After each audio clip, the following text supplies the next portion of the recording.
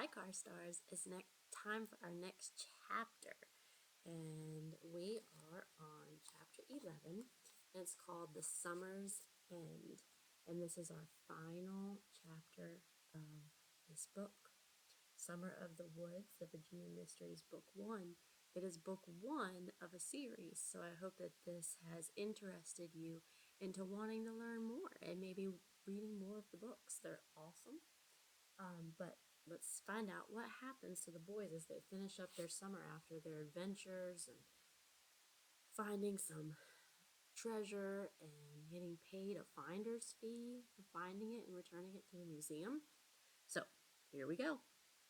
August pulled to a lazy close, with folks too weary and tired from the humidity to celebrate much. In Virginia, we understand humidity, don't we? Derek's ankle gradually healed to where he didn't need crutches anymore, just a protective boot on his foot. He'd gotten pretty good at hobbling around the house and was ready to get back outside. He sat on his bed and looked at the big new frame that hung above his desk. A few days after the police took the coins back to the museum, a newspaper reporter from the Times-Dispatch had interviewed Derek and Sam about the whole discovery. The next week, their picture was on the front page. Local boys discover stolen coins, the headline read. Below, in smaller print, it read, Brothers turn summer into real-life treasure hunt. A picture of them, each holding up one of the Indian head cents, filled up the bottom corner of the page. Look, Derek, Sam had said, we're front page news. Derek smiled just thinking about it again. It was pretty cool. Their dad had purchased a bunch of extra copies so that they could save them.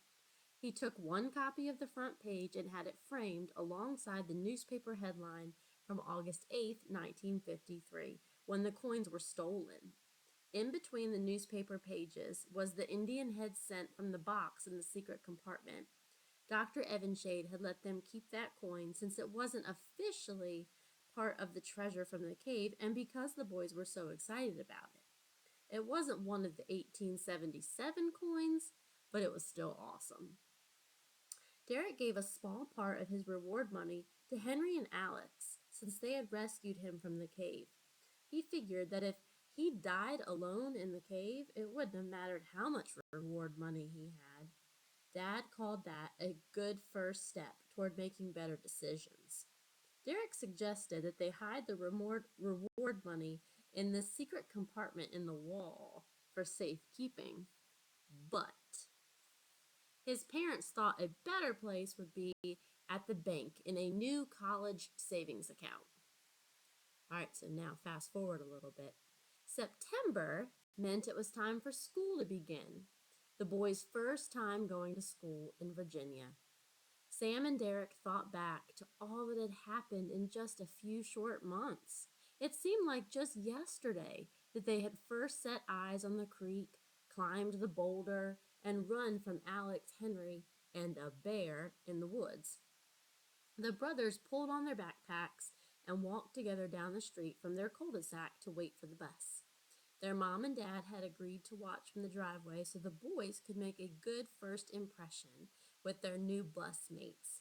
The bus, or the yellow chariot, as their mom liked to call it, pulled up with a roar and the door opened. The boys looked back at their house and their mom and dad waved. Sam waved back.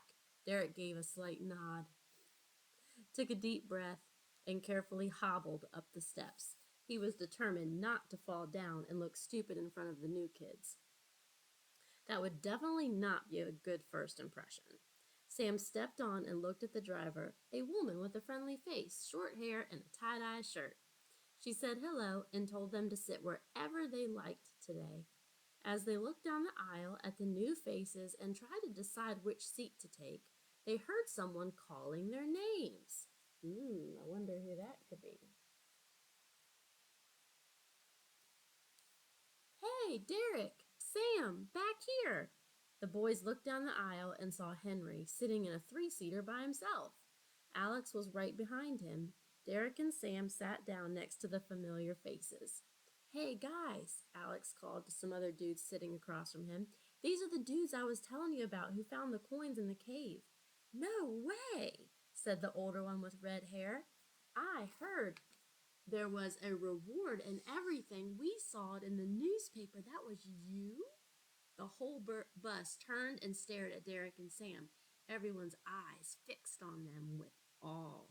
A pretty girl with blonde hair in the next seat looked over at Derek with a sparkle in her eyes. I heard you were trapped in the cave alone. You must have been scared. No, not really, but it was pretty wild, Derek smiled confidently. I could have died. Sam rolled his eyes. Oh, brother. He could tell already that all this attention would go straight to Derek's head. The boys spent the rest of the bus ride recounting their adventures and how they stumbled upon the lost coins. The kids on the bus leaned over their seats and listened to every word and asked all kinds of questions. Not a bad first impression, thought Derek. When the bus pulled up at the school, Henry offered to help Derek with his backpack since his leg was hurt. What teacher do you have? Mrs. Lincoln Muller? I think that's how you say it, Derek answered. Henry's face lit up. No way, that's who I have too. That's radical, let's go. Derek was excited to have someone he knew in his class. He turned to Sam as they entered the building.